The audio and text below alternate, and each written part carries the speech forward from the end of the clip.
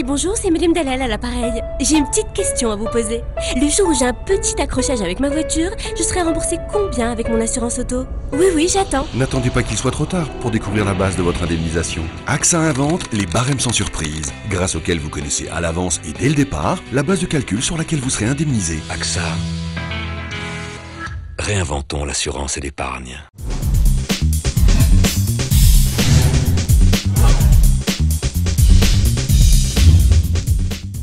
Bonsoir et bienvenue dans le journal de l'économie sur Chouf TV de ce jeudi 21 mars.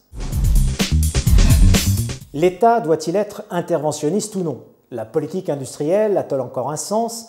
Les entreprises doivent-elles compter sur le gouvernement pour qu'il leur fournisse une sorte de bulletin météo des affaires et de la conjoncture?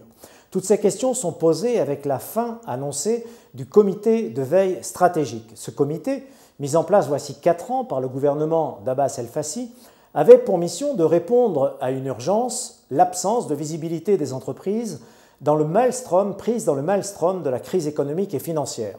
Il s'agissait pour ce comité d'être en veille sur la situation de l'univers concurrentiel dans lequel évoluaient les entreprises marocaines et de suggérer à temps au pouvoir public les mesures à prendre pour accompagner certains secteurs d'activité fragilisés comme le textile ou le tourisme et plus généralement soutenir l'emploi et la croissance du royaume. Un outil parmi d'autres qui serait très prochainement remis en cause par le gouvernement d'Abdelilah Ben-Kiran. Dans une déclaration au quotidien Les Échos, Abdelkader Ahamara, le ministre de l'Industrie, estime ainsi que, je cite, « c'est aux chefs d'entreprise de suivre ce qui se passe autour d'eux, de se doter des outils nécessaires et d'être bien encadrés ». Fin de citation. S'agissant des grands groupes peu nombreux au Maroc, le ministre a sans doute raison. Et ces grandes entreprises n'ont pas attendu l'aide du gouvernement pour être en veille sur la situation internationale et pratiquer ce que l'on appelle aujourd'hui l'intelligence économique.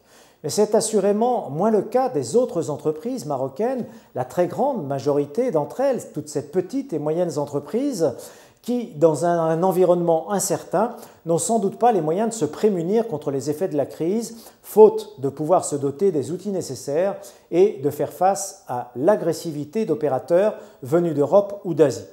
Les fédérations industrielles elles-mêmes, dotées souvent de peu de moyens ou de moyens trop faibles, ne peuvent guère agir au bénéfice de leurs adhérents, et l'État, y compris dans des pays réputés libéraux, est encore appelé à jouer un rôle d'appui majeur auprès de ces entreprises. S'il faut en croire notre ministre de l'Industrie, les entreprises devront désormais ne plus compter que sur elles-mêmes. Le paiement électronique au Maroc reste un moyen d'exception. Le Forum international de la monnaie et du paiement électronique en Afrique francophone, qui se tenait hier à Casablanca, a mis une nouvelle fois en évidence la faiblesse de la part des cartes de crédit pour le règlement de nos achats.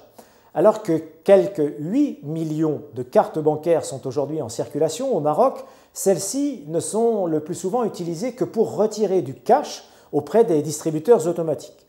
La culture du cash, précisément, explique en grande partie cette réticence des Marocains à utiliser leurs cartes bancaires, mais cette faiblesse du paiement électronique tient tout autant, sinon davantage, à l'importance du secteur informel, par essence gourmand en liquide. Mohamed Orani, ancien président de la CGEM et PDG de la société HPS, un spécialiste en la matière, relève ainsi que ce sont quelques 37% de notre économie qui sont encore en relation avec l'informel. Une part imposante donc qui ouvre la voie à une concurrence le plus souvent déloyale en échappant à toute déclaration auprès des différents services de l'État. Or, pour Banque Al-Maghrib, comme pour nombre de banques centrales, les faits sont têtus, ils sont là. La progression du paiement électronique est un moyen efficace de lutter contre l'informel. Pour y parvenir, il faudrait naturellement que les commerçants en acceptent le principe. Nombre d'entre eux ne sont toujours pas équipés pour accepter un tel paiement, prétextant, non sans raison, que les commissions demandées par les réseaux bancaires et autres acteurs sont souvent trop élevées. Sans doute y a-t-il là un effort à faire. Combien d'automobilistes ont ainsi été désagréablement surpris de ne pouvoir régler, par exemple, leur achat d'essence avec leur carte, y compris dans les plus grands réseaux sur les autoroutes marocaines. La Côte d'Ivoire et le Maroc signent 6 nouveaux accords de coopération. La poursuite de la tournée africaine du roi Mohamed VI s'est traduite hier par la signature de nouveaux accords de coopération avec la Côte d'Ivoire, troisième client du Maroc en Afrique subsaharienne. Parmi ces accords, on relève l'accord en matière de pêche et d'aquaculture, ainsi que 2 accords sur la formation professionnelle dans le secteur du tourisme et dans celui de la protection civile. L'introduction en bourse de Mutandis reportée au-delà de 2013. On sait que la bourse de Casablanca souffre notamment de la faiblesse des nouvelles introductions.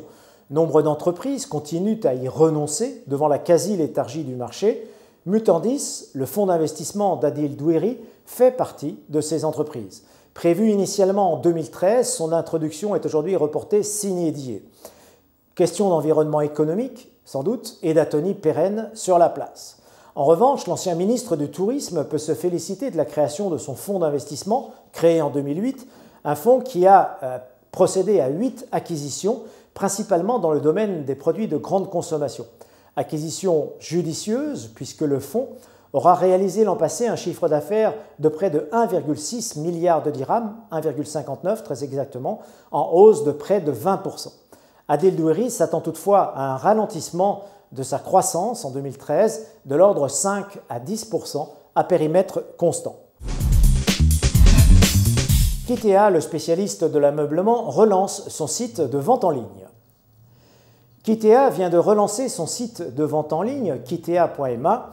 Le leader sur le marché national de l'ameublement lance en effet une nouvelle version de son site. Après une année 2012 qui a vu de nombreuses ouvertures de magasins, Kitea géant notamment au Maroc et à l'international avec l'ouverture du premier magasin Kitea à Kinshasa, le groupe lance son site e-commerce itea.ma. Objectif, devenir référent sur son segment. Cette stratégie vise pour le leader de l'ameublement à toucher sa clientèle potentielle à travers le plus grand nombre de canaux possibles et à répondre bien évidemment aux besoins de sa clientèle. La bourse de Casablanca termine ce soir dans le vert. Une progression identique pour les 2 indices ce soir à plus 0,23%. Le Madex termine à 7222,70 points et le Massi à 8872,99 points. Parmi les plus fortes progressions, on relève celle de la CTM pour la seconde journée consécutive à plus 10%, 221 dirhams 75, et Maroc Leasing qui termine à plus 5,99 à 350 dirhams 35. À la baisse, Delta Holding chute de 7,28% à 28 dirhams et Microdata de 5,97% à 121 dirhams 30.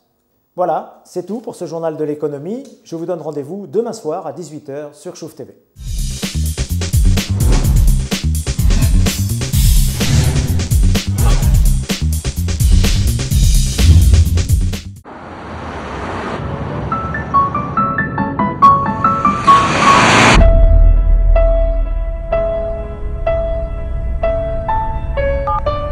Oui, bonjour, c'est Madame Dalal à l'appareil. J'ai une petite question à vous poser.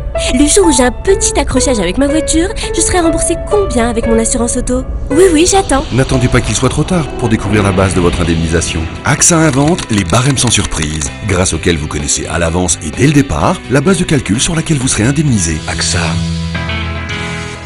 Réinventons l'assurance et l'épargne.